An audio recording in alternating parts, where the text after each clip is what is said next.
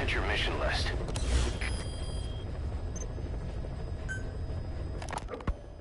You were hospitalized in Decalia, a British sovereign base area on Cyprus. It's part of British overseas territory that falls outside of Cypriot jurisdiction. You got moved from Cuba's Little America right into Cyprus's Little Britain. Why Decalia? The UK and the US remain close allies. The last place Cypher would think to look for you is inside their own system. That's what kept you safe in British military hospital for 9 years. The safest place from a whale is inside its own belly. You were a regular Geppetto. Well, it wasn't Pinocchio who led me out to safety. So who was that guy? Cypher went so far as to attack British territory, burning their own ally. That's how badly they wanted you dead. He said I was in a British military hospital. But the doctor had a Greek accent. They hire locally. Easier to trust them. Decalia is also home to Greek Cypriots, after all. What about the Turks? They haven't returned to the south. Not yet. The Cyprus dispute is still a long way from resolved. The country is just as split as it was in '74. Turkish Cypriots in the north, Greek Cypriots in the south. Between them, the Green Line, the UN established. And Decalia sits right on top of it. It does. Part of the buffer zone between the two groups. Another reason it was the perfect place to hide you. Easy to spot any outsiders snooping around. So how do things stand?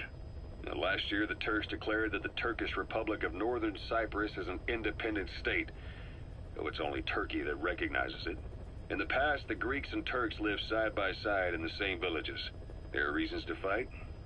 Those came from the outside. Greece, Turkey, Britain, America, they all have their own stake in pitting the two sides against each other. But once you spark something like this, it's impossible to control. Both sides build up grudges like debt, without the foresight to see that each act of revenge just fans the flames, and then it's too late for other nations to rush in with peace talks. The embers keep on smoldering. Each nation's arrogance only breeds anarchy. The world is paralyzed by this hunger for revenge. Cyprus is no different.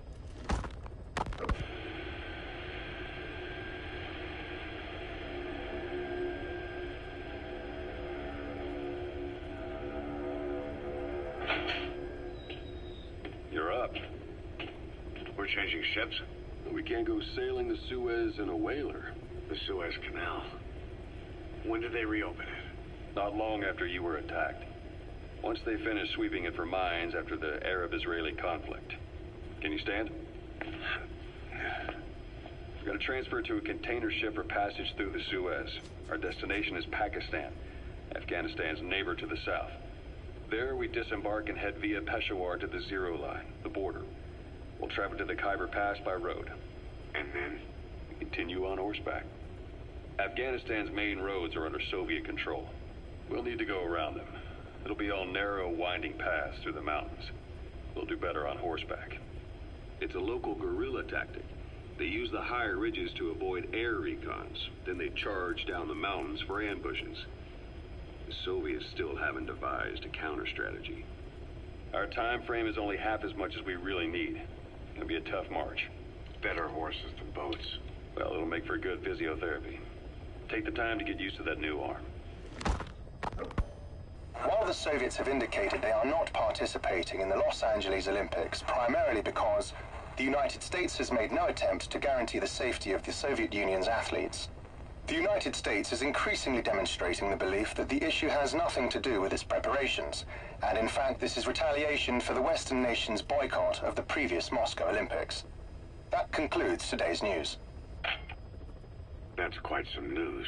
The Soviet Union not attending the LA Olympics? Yeah. Andropov's death has changed some things. They're calling it revenge for the Western boycott of the Moscow Olympics. Countries boycotted the Moscow Olympics? Yes. In protest of the Soviet Union's invasion of Afghanistan. Over 50 countries were absent. It's too bad I didn't get to see Yamashita's judo. When the 40th Army crossed the Amu River 4 years ago, détente went right out the window. The U.S. Congress chose not to ratify SALT II. And Reagan's hardline politics won him the presidency in a landslide. According to him, the Soviet Union's an evil empire. The Second Cold War. And there's been no end to regional conflicts and civil wars. Lebanon, the Falklands, Grenada, Iran, Iraq. The story never changes. Egypt and Israel did sign a peace treaty. But then the driving force on the Egyptian side, President Sadat, was assassinated afterward. Apparently, his actions were considered a betrayal of his fellow Arabs. Islamic extremists? Yes. Fundamentalist extremists have been responsible for some bold acts of terrorism in recent years. We've had extremist students in Iran take U.S. embassy workers hostage, and suicide bombings in Lebanon. Over 300 foreign soldiers stationed there have been killed. But countries have yet to develop an effective means of dealing with terrorism. Afraid of losing their own men, they've pulled their forces out, handing private forces a golden opportunity. Private forces? Small armies with no national affiliation, working for the highest bidder. That's right, they got the idea from you. After Mother Base went down, they began spreading to meet the soaring demand. Miller's organization is just one of many PFs now. The entire world is after you. But at the same time, it needs you too. Miller told me about what happened in the Caribbean 9 years ago. You do remember Miller. You'd formed a private army with him. An army with no allegiance to a nation. I remember, but... I see.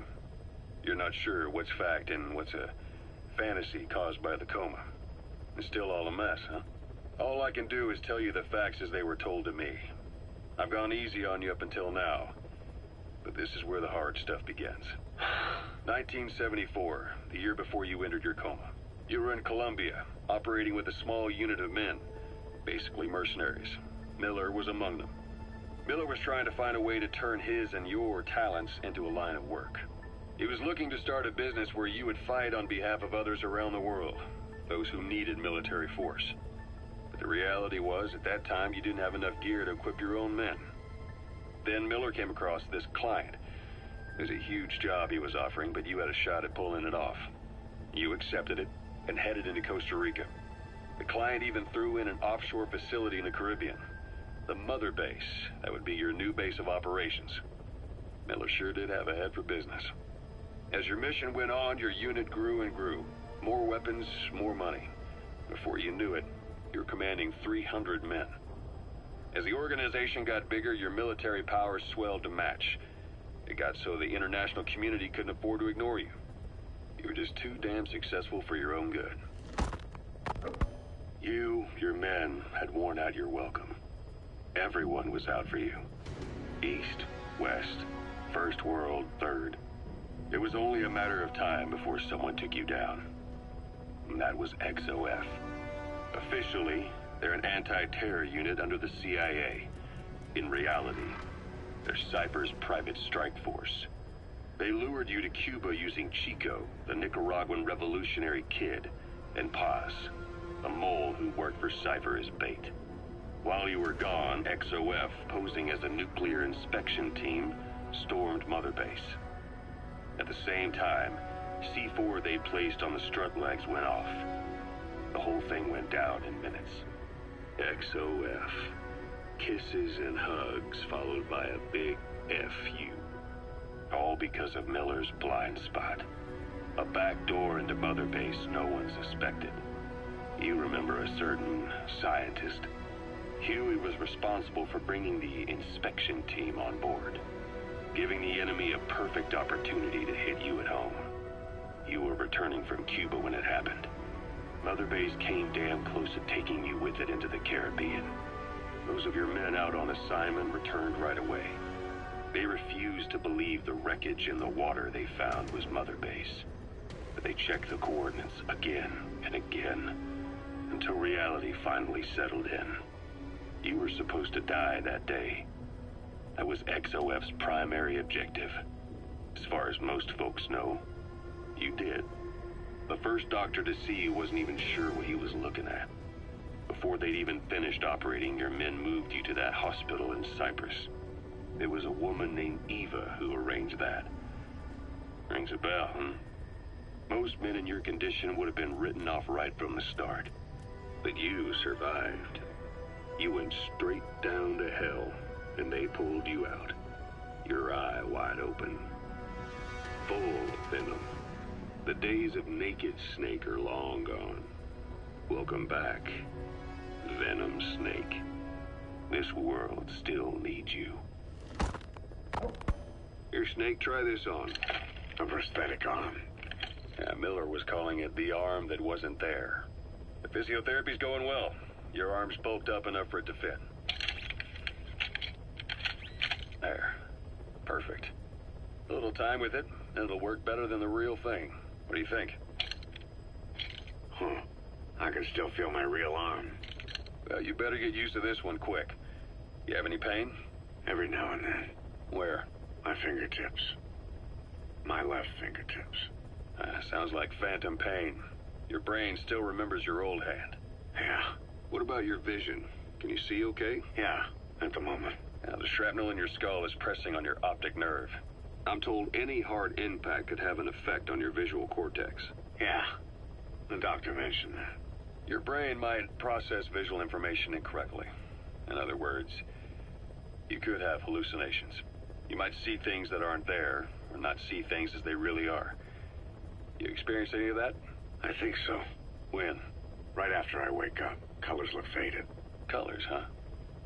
Well, that's not a major concern in and of itself, but it could mean the difference between life and death in the field. You'll need to watch out for that. I will. All right. You should continue your physio. We'll be arriving soon. It's the last chance you'll get.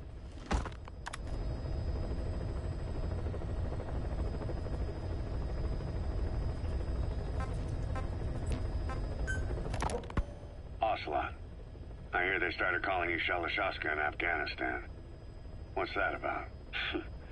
You know the term Sharashka? It's slang for a suspicious, hastily thrown together organization.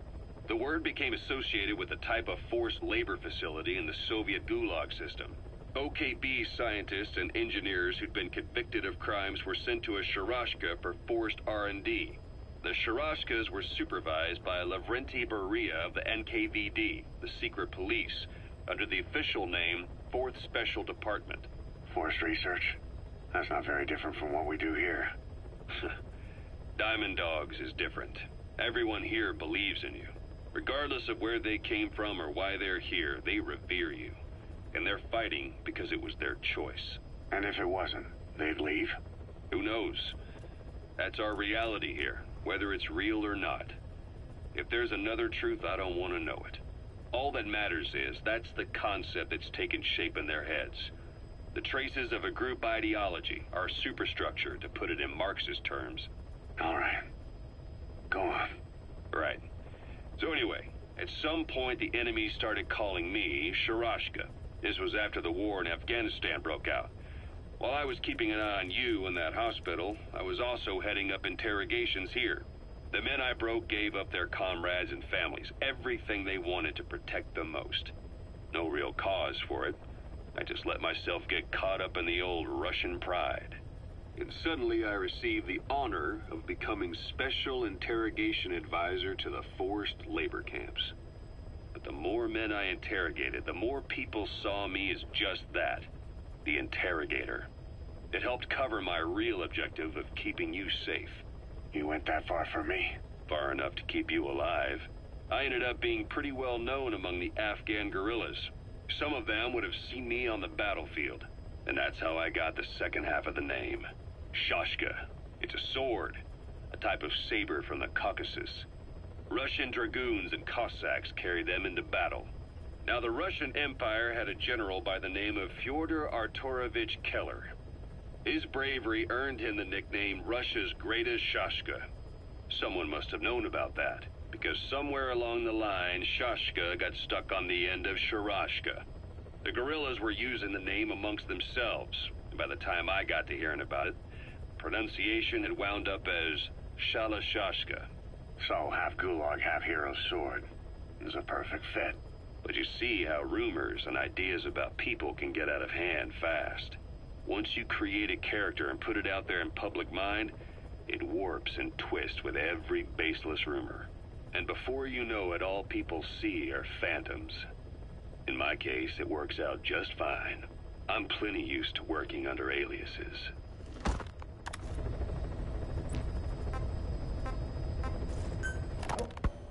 So Salt 2 still hasn't gone into effect. That treaty was drawn up to limit not just the size of the U.S. and Soviet Union's nuclear arsenals, but also their delivery systems. The whole deal. Just when we thought all those years of negotiations had paid off, somebody decides to invade Afghanistan. The timing couldn't have been worse. The president was in the middle of the SALT II talks back then. You mean while you were busy trying to stop Peace Walker? I heard. President Ford was meeting with the General Secretary in Vladivostok. In his absence, the political brass in America detected what they didn't realize was false nuclear launch data from Peace Walker, and were on the verge of ordering a retaliatory nuclear strike. Coleman's big idea? Humans are incapable of destroying themselves. Turns out he never knew what humans are capable of. If that AI, the boss, hadn't found a way to stop the fake data transmission, they probably would have gone ahead with the launch. Deterrence was revealed as the pipe dream it was. All thanks to you. And her.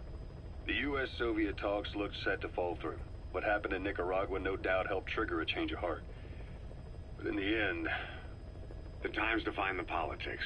When you've grabbed their tail, they turn and bite your hand. I first met you 20 years ago now. The place was Selenouyarsk in the Soviet Union. We were enemies. I was with the GRU. You were still fighting for America. 1964. Operation Snake Eater. Its objective? The assassination of the legendary soldier known as the Boss. When you returned home successful, they awarded you the title Big Boss. Your CO, Zero, sought to carry on the boss's will by covertly establishing his own organization. You knew the original members from Operation Snake Eater. From America, there was David O., or as he was to you, Major Zero. Donald Anderson, a.k.a. Sigint. Dr. Clark, who went by paramedic during the operation. And the fourth, you. From China, there was Eva. And me, Ocelot, from the Soviet Union. 6 in total. To us, government notions of friend and foe were meaningless. As were East and West, we joined forces by our will alone.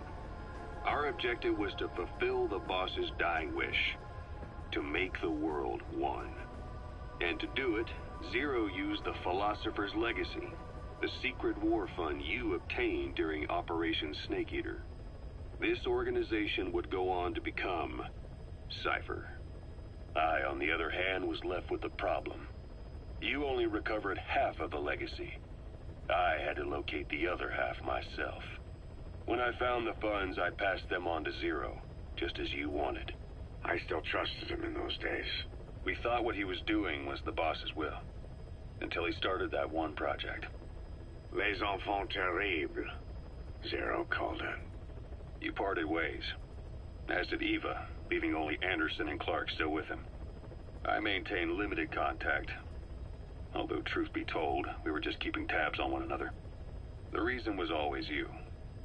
After you returned to the Army and created Foxhound, you left America. For a time, even I'd lost track of you. I'd imagine Zero did too. You always were the best when it came to hide and seek. Zero created Cypher, an information network to tap into every corner of the globe. Woven together, Cypher's arteries make the world just one big organism. And that's not all. It also monitors the thorn in Zero's side. That's you, tracking your coordinates wherever you might go. The further you strayed from your roots, the larger Zero became. It's as if he was trying to close the gap between you. But before long, he disappeared from public life. Only a few people had direct contact with him. For a time, I was one of them. Then a year after you fell into your coma, he slipped out of sight entirely. Since then, nothing. No photos, no recordings, not even a reliable rumor as to his whereabouts. I tried every method I could think of, but Zero was gone. Freed of his control, his creation, his power continued to grow. Cypher is a great beast, and Zero was its spine. But even without him, it's endured, evolved. But now its body is rotting, riddled with parasites. Parasites like the ones who attacked you 9 years ago in the Caribbean, and then at the hospital. Cypher's Black Ops Unit, XOF.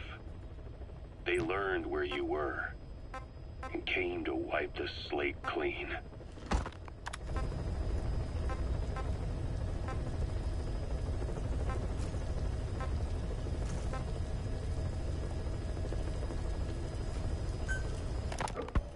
Snake, do you remember Amanda? Yeah, I do. Their revolution was a success.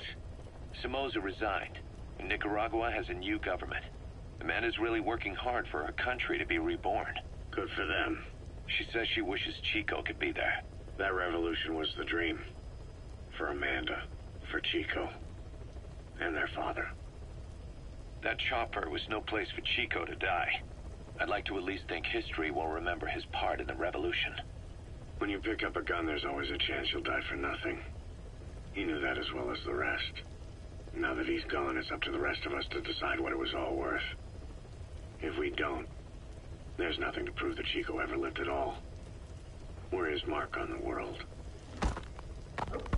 Amanda told us that Strangelove contacted her after the revolutionaries came to power in Nicaragua. Strangelove, the AI researcher from Mother Base? I remember her. We'd lost touch with her, till Amanda heard from her out of the blue. She told Amanda she wanted to salvage Peace Walker's dry parts, or something from the bottom of Lake Nicaragua. Amanda passed the request on to her friends in the new administration. She's a national hero now, after all. So Strangelove got a Soviet military aircraft to transport something to somewhere. But apparently the cargo wasn't big enough to have been Peace Walker itself. So what was it? Who knows? We recovered Peace Walker's nuclear warhead ourselves 9 years ago. What could Strangelove have been after? Amanda said she didn't mention what her reason was or where she was headed. Nicaragua is a socialist state now. And with Amanda vouching for her, the government didn't feel the need to concern itself with the details. All Strangelove told Amanda was that she was going to continue her research, and that the rest was a secret. Right before the attack, Huey was in the control tower to prepare for the inspectors. He was with them when it all went down. The control tower collapsed with the rest of it struck. His body was never recovered. But he was the one who met the inspection party when they arrived. And he was the one who showed the nuclear inspectors to the tower. You remember the way it went. First he recommends we agree to the inspection. Then he gives them the okay without our permission. All the time acting as if he was doing us a favor. On top of that, he even had the guards disarmed that day. It would send the wrong message, he said. Whatever the angle, it all leads back to Huey. I curse my own stupidity for not realizing sooner. Huey escaped with that unit by chopper. I've been hunting him for 9 long years. The other reason I was operating around Afghanistan was to dig up his location. Huey's in Afghanistan? Yes, and I have a good idea where. Now we just wait for the right moment. This time, we'll be the ones using him. He's going to tell us who our guests really were that used a fake nuclear inspection to blast our home into the ocean.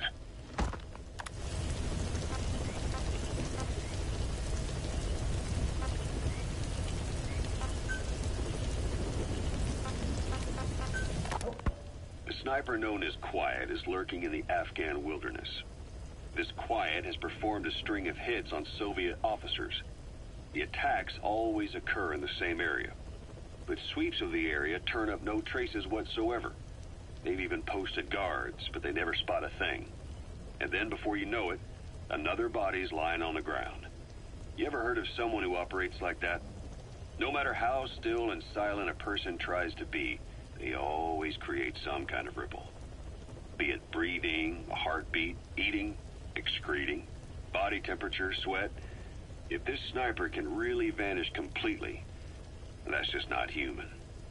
I guess Quiet is the right name. But what is Quiet's objective? The local guerrillas wouldn't use this kind of tactic. I just can't see them hiring some superhuman mercenary. And the Soviet officers who've been killed, well, they were all opposed to or skeptical of the secret weapons development being conducted in the area. Sure, they were a problem for those supporting it, but the Soviets have nothing to gain by killing them. So we have an assassin with superhuman combat skills who isn't working for the guerrillas or the Soviets. Miller has a theory that this sniper is a hitman for Cypher. He thinks it's time we silence Quiet for good. But I'm against the lethal treatment. I say we bring the sniper back alive and break that silence. Because even if this Quiet doesn't say a word, there's still plenty we can learn. Just remember this, boss. If our hunch is right, you'll be on this sniper's hit list too. If things seem a little too quiet when you're in the field, watch out. Quiet's out there somewhere. And if possible, this is one sniper I want back here breathing.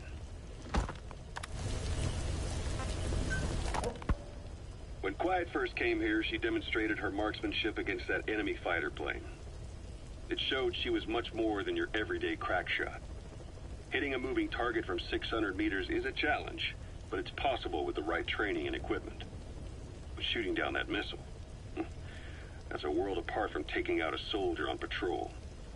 The chopper and the missile were in motion, meaning different vectors at high velocity in three-dimensional space, and she shot an unguided bullet that had to fight air resistance and gravity. All that while the chopper was taking evasive maneuvers. Some of the best target leading I've ever known. She has a superhuman sense of spatial awareness. You put her in a fighter jet, and she'd be an ace right off the bat. Hell, your judgment was top class too. Realizing she could take out that pilot, that's quick thinking. You and Quiet could make a hell of a team. You'd be damn near unstoppable. Quiet is still in her cell. Only a few staff are authorized to go near her. She hasn't tried anything funny, but that's what bothers me most. In particular? What does she have to gain by coming to Mother Base? I first thought she was under orders from Cypher to take you out. She didn't manage it in Afghanistan, so round 2 happens here. So I lighten the guard. And that lock on her door is a joke. You gave her an opening. And? Well, she hasn't killed you yet. And I hate to say it, but she's had plenty of chances. You made me the bait. Poisonous bait. What better? Anyway, she didn't bite. Quiet is keeping her silence. So I'm left with no idea again what she's doing here. We tried communicating with her through writing. That didn't work either. Whether she's illiterate, dyslexic, or just plain stubborn, she won't cooperate. I just don't get it. If she tried to contact the outside, it'd be picked up by our counterintelligence net. But it's clean. There's no sign she's had contact with the staff, the base facilities, nothing. She's almost got the men wanting her to try something, just to find out what she's up to. And she's in there putting on the failed soldier look, all downcast eyes and defeated sighs. But she doesn't kill herself. She can't be trying to leave Cypher and surrender to us. So what's the verdict? This may sound optimistic, but here's how I see it. Quiet came here to fulfill some objective. To kill you, maybe to destroy Diamond Dogs. Whatever it was, before she could do it, something changed her mind. Yes. When I look at her, I sense hesitation. I will keep her under watch, and you'll be the first to know if something comes up. Why not look in on her yourself once in a while? Right.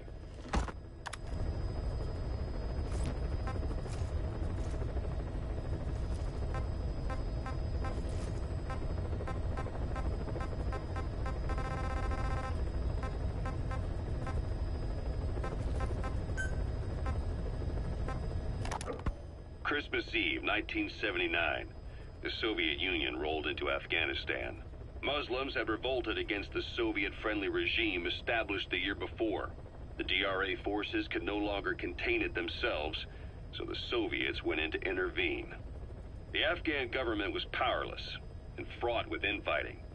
They lost the hearts and minds of the people, and that alarmed the Soviet leadership. With the Islamic Revolution happening in Iran, the Soviets felt they had to act fast or risk the spread of Islamic revivalism. A superpower, sending a motorized rifle division against men on horseback with antique rifles. Everyone thought it'd be over in an instant. Only it wasn't. Some Muslims made their fight a jihad, a holy war, and began a guerrilla campaign on all fronts. A war of attrition. These fighters call themselves Mujahideen. They're being supported by the West through Pakistan. That's why Miller was involved. He was training them near the Zero Line, sponsored by the CIA. The war has become a nightmare for the Soviet troops stationed here. They thought they'd be headed home in 6 months at the most. Then a year passed. 2 years. Now here we are 4 years on with no exit in sight. Afghanistan has become the Soviet Union.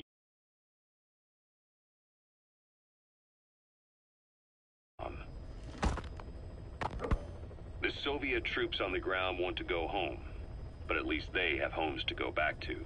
The Afghans have lost theirs. The Soviets destroy the kishlaks, villages, wherever they can. They burn down homes and fields, fill in wells, turn pastures into minefields. It's created a mass of refugees who fled to Pakistan. If the Mujahideen are fish swimming around the villages, the Soviets will go so far as to dry out their ocean. But this has had a big price. There's bitter resentment among the Afghans, and they're taking out their anger on the soldiers on the front lines. Among the Mujahideen are the Pashtun people. They're fiercely devoted to their code of Badal, or revenge. Soviets they've captured have had their hands, feet, and noses cut off before being left to die at the side of the road, just to show their comrades what they're capable of.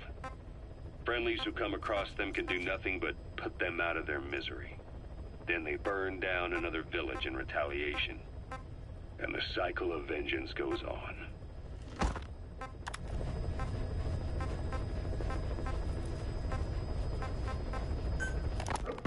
It wasn't. Back in the Caribbean, every eye in the world was turned on us. A private army, just a bunch of guys with guns, in possession of a nuke? Why wouldn't they be uncomfortable? And that's why you made sure the inspection happened. Well, I thought our best move was to prove to the UN through the IAEA that we had no nuke. Of course, I was against us having it in the first place, but that was Snake's decision. The boss wasn't responsible. Well, don't get me wrong, I still believed in Snake. I thought I was making the best decision for all of us, that's all. I figured we should get a third party to exonerate us before proof of the nuke did get out. And who better to do that than an organization with international authority? So the truth is, you took it upon yourself to agree to an inspection arranged by the UN. Only the inspection was a ruse, and Cypher's strike force, XOF, showed up instead. I had no idea that would happen. Enough bullshit! Oh, sure, like I could have known. You know, I was just trying to prove our innocence to the world. What's wrong with that? We're not interested in the excuses you thought up. The truth is objective. Just see it from my point of view. You led XOF to the control tower. They seized it, giving them complete control over the base. Moments later, they detonated C4 on the strut legs. Anyone who'd managed to survive was hunted down by the assault force and their choppers. You can't believe I did that on purpose. That was the end of Mother Base. But it wasn't the end for you. How can you... Look, think about it. I lost something too. I built Zeke and it got buried underwater. I am a victim. That raises the big questions. Why were you the only one spared? You got away without a scratch. Why did Strangelove leave the base on the eve of the inspection? You two were close. Strangelove? And how did you manage to build something that surpasses Zeke in every way? Because you did everything they told you. You're the only one who didn't lose a thing. That is the truth. I was taken away against my will. Skullface forced me to do his research these past 9 years. He used me. I lost 9 years. 9 years. We all lost 9 years. It wasn't just you. I suppose blaming me makes you feel better, does it? But who's gonna give me back all the time I lost?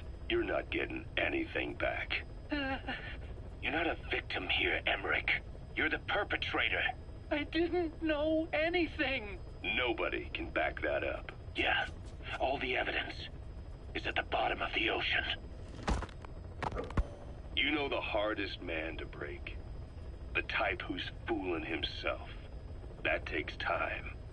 It's easier to live a convenient lie than a painful truth. Is that the piece you've chosen, Doc?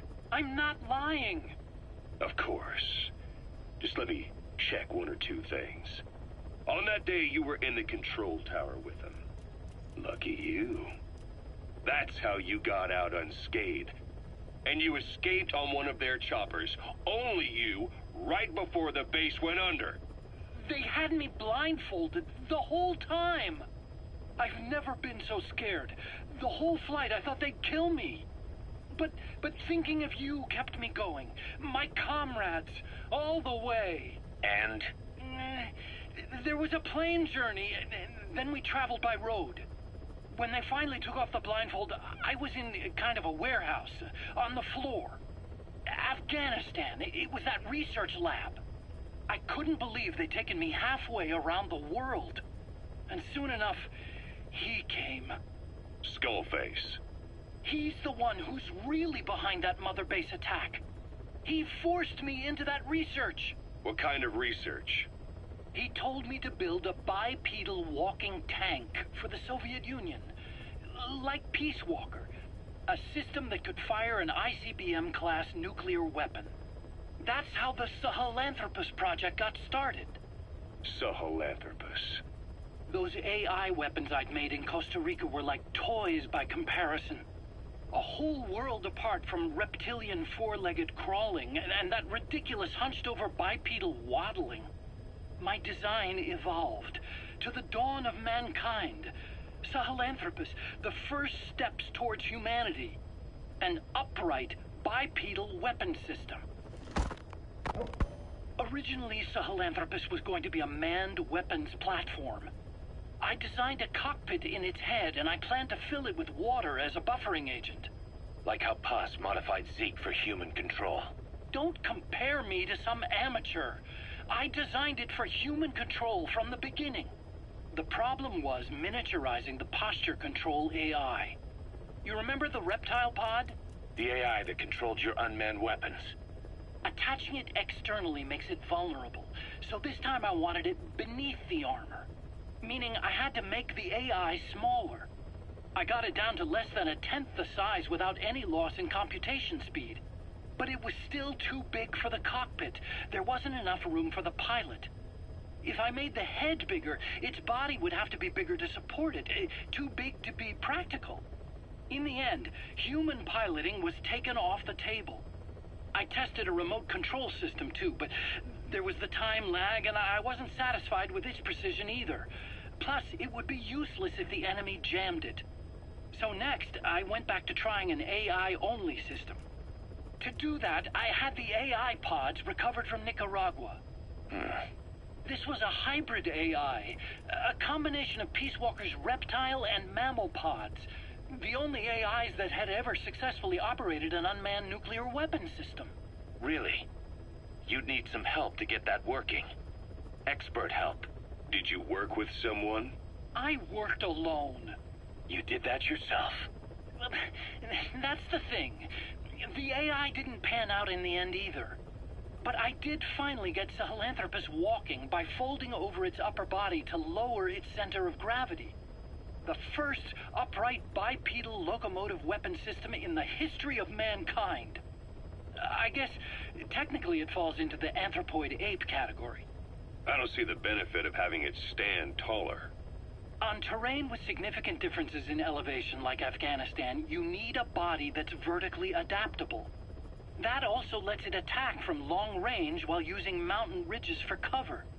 So, making it walk upright was the most important factor in giving it superior height capability.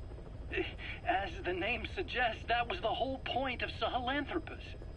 But I was being pushed for results. Having the AI mounted externally would have been the fastest way to get it working. I just needed more data so it could maintain its balance. But Skullface refused to wait. He dismissed the idea of AI control and took Sahelanthropus away from me before I could finish it. But it was walking when it came after you. That's just it. I don't understand how Skullface got it to move upright, without a pilot or an AI. And walking at that speed, too. It's beyond anything I could have imagined. This is like the Wright brothers making it to the moon. I'm just as clueless as you are. So this Sahelanthropus, where is it now? I have no idea. All my experiments took place at that cave. I've never seen it anywhere else. Besides, it's still just an incomplete prototype at this point, and nothing but a paper tiger. Even if it can walk, it's far from being a viable weapons platform. It wouldn't be useful in actual battle. Emmerich will remain here at Mother Base for now, but not as a member of Diamond Dogs. I still don't trust him. That work for you? Fine by me. He can't be allowed any contact with staff either. Yeah. A lot of the guys would love some payback for 9 years ago. We still need him alive. But we have to restrict his movements. He can only go where we tell him. And of course, the interrogations will continue. He worked for that skull bastard for nearly a decade. He still has more to tell us. How long are we gonna press him? If our investigation shows he really had nothing to do with the attack, we'll reconsider his place here. But I don't expect that to happen. Remember that water tank-shaped object in Emmerich's lab in the Soviet base camp? The thing that started talking to you like a possessed answering machine. That was a pod built for housing the AI used to control unmanned weapons. You remember, back in '74 in Costa Rica. It was in those machines you fought there. They were designated Pupa, Chrysalis, Cocoon, and Basilisk, and each of them was fitted with an AI unit called a reptile pod. Emmerich created it. It mainly handled the machine's posture control and autonomous behavior. But the Basilisk, aka Peace Walker, also featured a second AI pod. That one was called the Mammal Pod, and it was created by Dr. Strangelove. She tried to recreate the boss's personality through the Mammal Pod, but you pulled out its memory boards. That's when it transferred its own functions to its reptile pod. Just like a human brain compensating for damage by using the remaining healthy parts. The result was a unique entity, a hybrid of the reptile and the mammal. It sank to the bottom of Lake Nicaragua with Peace Walker. But apparently they salvaged it and transported it to that lab. Don't let it deceive you, Snake. It may sound like the boss, but it has neither a personality nor a will. Like Emmerich says, it's just a machine.